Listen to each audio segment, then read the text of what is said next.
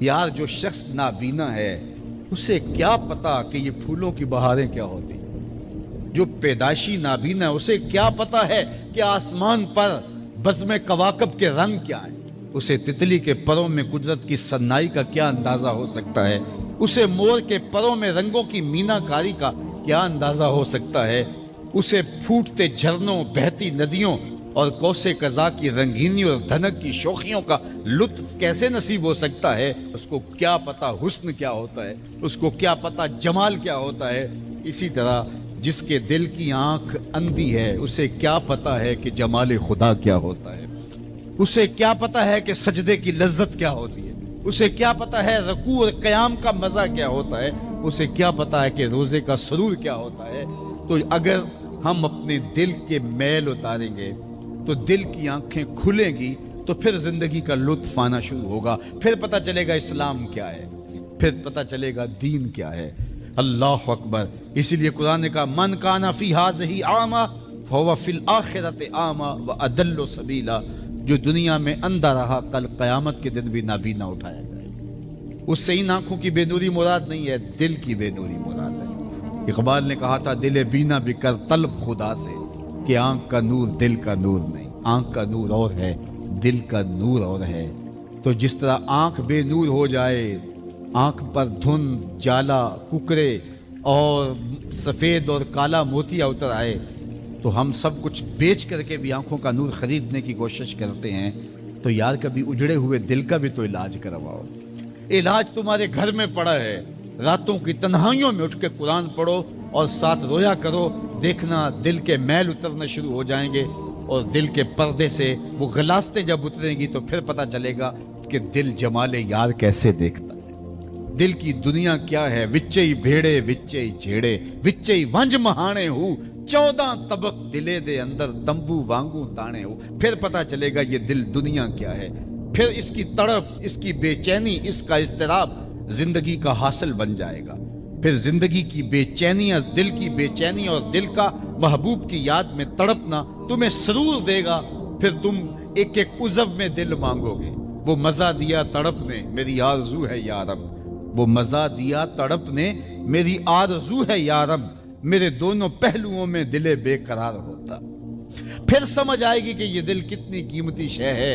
اللہ نے بدن میں آنکھیں بھی دو رکھی ہیں، کان بھی دو رکھے ہیں، ہاتھ اور پاؤں بھی دو رکھے ہیں، لیکن دل ایک ہی رکھا ہے، اور دل عرش اللہ ہے، اللہ کا عرش ہے۔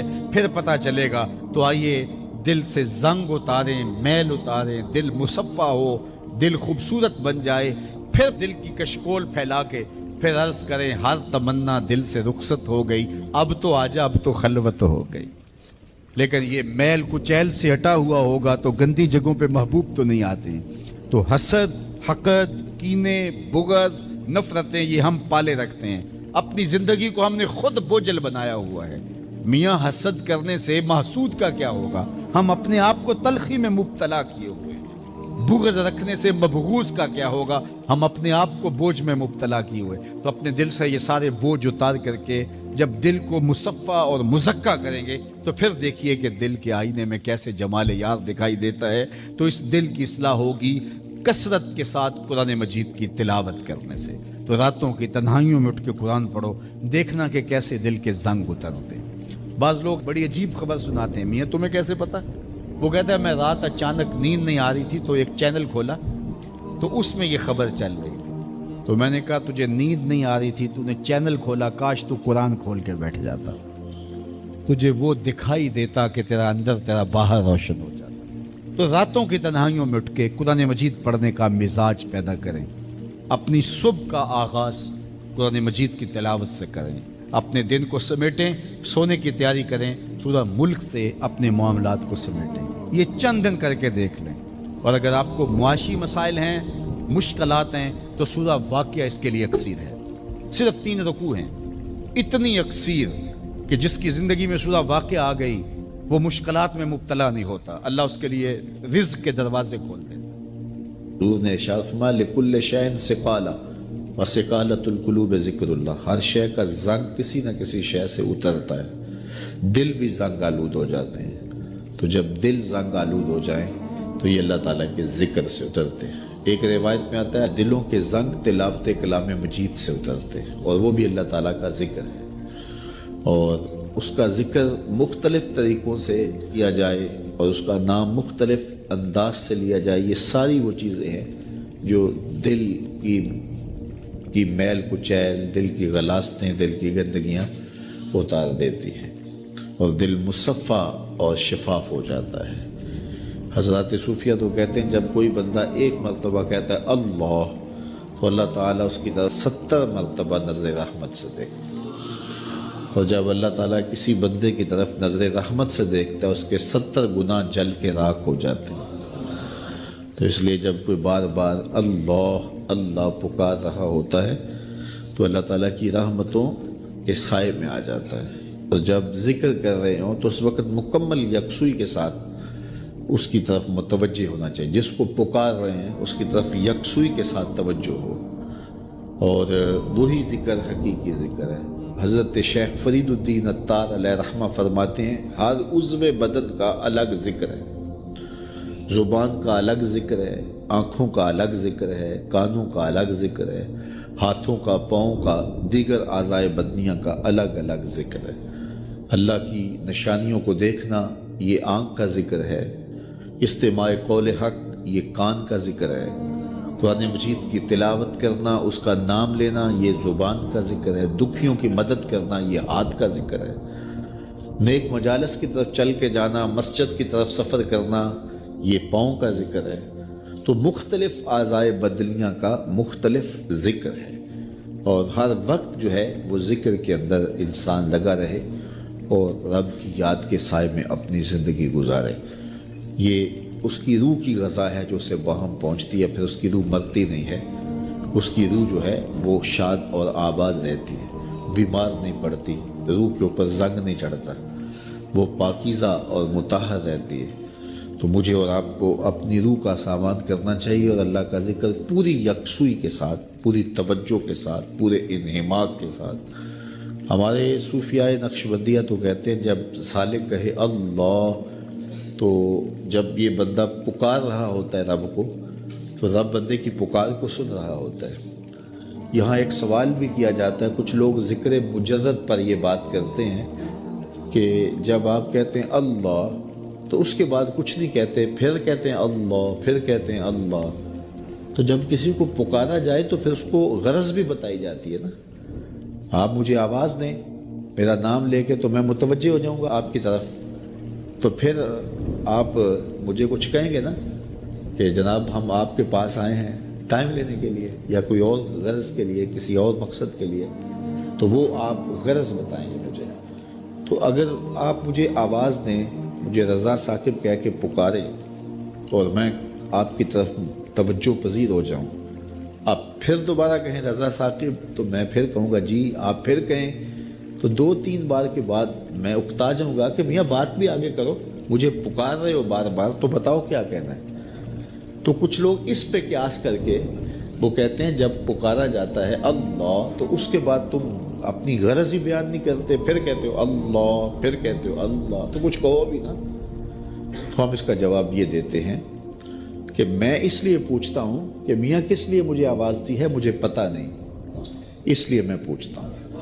لیکن جب بیٹا بچہ ماں کو کہتا ہے امی، تو ماں کو پتہ ہوتا ہے اسے دودھ چاہیے، سردی لگ رہی ہے اسے لحاف چاہیے، اس نے واش روم میں جانا ہے، اس کی کیا ضرورت ہے۔ ماں کو پتر کی ضروریات کا پتہ ہوتا ہے، بیٹے نے صرف اتنا کہنا ہوتا ہے امی، آگے امی کو پتہ ہے اس کو کیا دینا ہے۔ تو بندے کا رب کو پتہ ہے اس کو چاہیے کیا، بندہ کہتا ہے اللہ، رب کو پتہ ہے میرے بندے کو کیا چاہیے۔ اے دلوں کو پھیرنے والے، میرے دل کو اپنے دین پہ ثابت رکھنا۔ ام المومنین رضی اللہ تعالیٰ عنہ فرماتی ہیں کہ میں نے حضور علیہ السلام سے پوچھا کہ حضور اسلام لانے کے بعد بھی اس کی ضرورت ہے کہ یہ اللہ کی بارگاہ میں عرض کرے؟ تو آقا کریم نے ارشاد فرمایا کہ دل رحمان کی 2 انگلیوں کے درمیان ہے، وہ جس طرف چاہے پلٹ دے، بے نیاز ہے، تو اس لیے ہر وقت اس سے مانگنا چاہیے اللہ میرا دل سلامت رہے، دین پر قائم رہے۔ ورنہ ہم دیکھتے ہیں کتنے لوگ ہیں بظاہر اچھے ہوتے ہیں لیکن انجام بخیر نہیں ہوتا۔ انما الاعمال بالخواتیم، اعمال کا دار و مدار حسن خاتمہ پہ ہے۔ خاتمہ کیسا ہوتا ہے؟ حضرت سہل بن سعد الساعدی رضی اللہ تعالیٰ عنہ فرماتے ہیں کہ ایک غزوہ میں ایک مالدار شخص بڑی بے جگری سے لڑ رہا تھا، اس جرت سے لڑ رہا تھا کہ ہمارے دل میں آیا کہ کیا بات ہے۔ آقا کریم علیہ السلام نے دیکھا تو فرمایا جس نے اہل جہنم میں سے کسی کو دیکھنا ہو تو اسے دیکھ لیں۔ بڑی حیرت ہوئی۔ ایک صحابی کہتے ہیں میں اس کے پیچھے ہو گیا کہ حضور علیہ السلام نے جو فرمایا ہے کوئی وجہ ہوگی تو میں دیکھوں ماجرا کیا ہے۔ تو کہتے ہیں جب وہ لڑتے لڑتے زخمی ہو گیا تو اس نے اپنی ہی تلوار کو اپنے سینے میں یوں رکھ کر کے اپنا وزن اس اوپر ڈال دیا اور دو کندھوں کے درمیان سے تلوار ادھر نکل گئی اور یوں خودکشی کر لی۔ تو کہا کہ بندہ ساری زندگی نیکیاں کرتا ہے، لکھا ہوا غالب آ جاتا ہے اور پھر آخر اچھا نہیں اس کا رہتا۔ اور کتنے ایسے لوگ ہیں کہ جن کا ماضی بہت بھیانک اور برا تھا لیکن آخر ٹھیک ہو جاتا ہے۔ تو اس لیے ہمیشہ اللہ سے انجام بخیر کی دعا مانگو۔ یا مقلب القلوب ثبت قلبی علی دینک، اے دلوں کو پھیرنے والے ہمارے دلوں کو دین پہ ثابت رکھ، کہیں ایسا نہ ہو کہ ہمارا انجام ٹھیک نہ ہو، انجام ہمارا ٹھیک ہونا چاہیے۔ حضرت ابی ملیکہ رضی اللہ تعالیٰ عنہ فرماتے ہیں میں 30 اصحاب رسول سے ملاقات کی ہے، میں نے سب کو فکر مند پایا ہے انجام ٹھیک ہو جائے۔ جنہوں نے اپنی آنکھوں سے حضور کو دیکھا وہ بھی ڈر رہے ہمارا انجام ٹھیک ہو جائے۔ رنگا رنگ سہیلیاں پرن کڑے پر پریا اس دا جانیے جس دا توڑ چڑھے۔ ہمیں ایک اور دعا ترغیب دی گئی قرآن مجید میں اہل ایمان کو، اور وہ کیا؟ ربنا لا تزغ قلوبنا بعد اذ ہدیتنا وہب لنا من لدنک رحمہ انک انت الوہاب۔ اے اللہ ہمارے دلوں کو سیدھا کر دینے کے بعد دوبارہ ٹیڑھا نہ کر دے۔ یہ دل سیدھے ہیں تو سیدھے ہی رہیں، یہ کبھی دوبارہ ٹیڑھے نہ ہوں۔ یہ نرم ہیں تو نرم ہی رہیں، کہیں پتھر نہ ہو جائیں۔ ایمان کے نور سے جگمگا رہے ہیں اللہ، یہ جگمگاتے ہی رہیں، کہیں دوبارہ ان میں ظلمتیں نہ آ جائیں۔ لا تزغ قلوبنا بعد اذ ہدیتنا، ہمارے دلوں کو سیدھا کر دینے کے بعد دوبارہ ٹیڑھا نہ کر دینا۔ وَهَبْ لَنَا مِن لَدُنْكَ رَحْمَةً، اور ہمیں اپنی جناب سے رحمتیں عطا کر دے۔ اِنَّكَ أَنْتَ الْوَهَّابُ، تو وہاب ہے، اپنے کرم سے اپنے فضل سے ہمیں مالا مال فرما دے۔ تو میری دعا ہے اپنے لیے سب سے پہلے اور آپ سب کے لیے اور اپنے جملہ دوستوں کے لیے، پیر بھائیوں کے لیے، سب ملنے والوں کے لیے کہ اے اللہ ہم سب کو ہمیشہ ثابت قدم دین پہ رکھنا، آخری ہچکی تیرے نام پہ آئے، تیرے محبوب کی غلامی میں آئے، ہم سب کا خاتمہ ایمان پہ۔ ایک ایک کر کے دوست ہم سے جدا ہو رہے ہیں، ہم بھی اس دنیا پہ مستقل رہنے والے نہیں ہیں، کوچ کر جانے والے ہیں۔ حضور علیہ السلام نے قلب انسانی کی مثال کسی کھلے میدان میں پڑے ہوئے کسی جانور کے پر سے دی ہے جس کو ہوائیں الٹتی پلٹتی رہتے ہیں۔ اسی طرح انسان کا دل بھی اسی طرح ہے کہ وہ مختلف حالتوں میں تغیر پذیر رہتا ہے۔ آپ نے اندازہ لگایا ہوگا کہ کبھی کبھی بیٹھے بیٹھے یوں ہی اداسیاں طاری ہو جاتی ہیں، اور کبھی ایسے ہی دل فرحاں و مسرور ہوتا ہے۔ کبھی سخت گرمی میں دل میں کشادگی ہوتی ہے اور کبھی ساون کا موسم بھی اچھا نہیں لگتا۔ تو دل کی حالت بدلتی رہتی ہے، دل کی حالت تغیر پذیر ہے۔ اسی لیے حضور علیہ السلام اللہ کی بارگاہ میں کثرت کے ساتھ یہ دعا مانگا کرتے تھے، یا مقلب القلوب ثبت قلبی علی دینک، اے دلوں کو پلٹنے والے میرے دل کو دین پر مستقیم رکھنا اور دین پر ثابت رکھنا۔ چونکہ جو دل ہے وہ اللہ تعالیٰ جل شانہ کے قبضہ اختیار میں۔ ایک حدیث کے لفظ ہیں، قلب المؤمن بین اصبعین من اصابع الرحمن یقلبہ کیف یشاء۔ حضور علیہ السلام نے ارشاد فرمایا کہ مومن کا دل رحمان کی 2 انگلیوں کے درمیان ہے اور وہ جس طرف چاہے اس کو الٹتا پلٹتا رہتا ہے۔ تو اس لیے حضور علیہ السلام نے یہ دعا اللہ کی بارگاہ میں کثرت سے مانگے، یا مقلب القلوب ثبت قلبی علی دینک، دلوں کو پھیرنے والے میرے دل کو اپنے دین پر مستقیم رکھ۔ دل کی حالت سے آگاہ ہونا بہت ضروری ہے۔ امام غزالی علیہ رحمہ لکھتے ہیں، معرفت القلب و حقیقت و اوصافہ اصل الدین و اساس و طریق السالکین، دل کی پہچان اور اس کے اوصاف کی حقیقت کا جاننا دین کی اصل اور بنیاد ہے، اور راہ سلوک پہ چلنے والے لوگوں کے لیے اس راستے کی بنیاد ہے۔ اگر دل کی حالت معلوم ہو جائے، دل کی کیفیتوں سے انسان آگاہ ہو گیا تو بہت ساری شرور سے بچ جائے گا اور بہت ساری خیر پا لے۔ اس لیے اہل اللہ سب سے پہلی توجہ دل پہ دیتے ہیں۔ بالخصوص طریقہ نقش بندیہ میں جب کوئی سالک داخل طریقت ہوتا ہے تو حضرات مشائخ نقش بندیہ سب سے پہلے اسے ذکر قلبی کی تلقین کرتے ہیں، اور اپنے دل پر دھیان رکھا جائے اور اللہ تعالیٰ کا ذکر کثرت سے کیا جائے تاکہ دل کی حالت سدھرے۔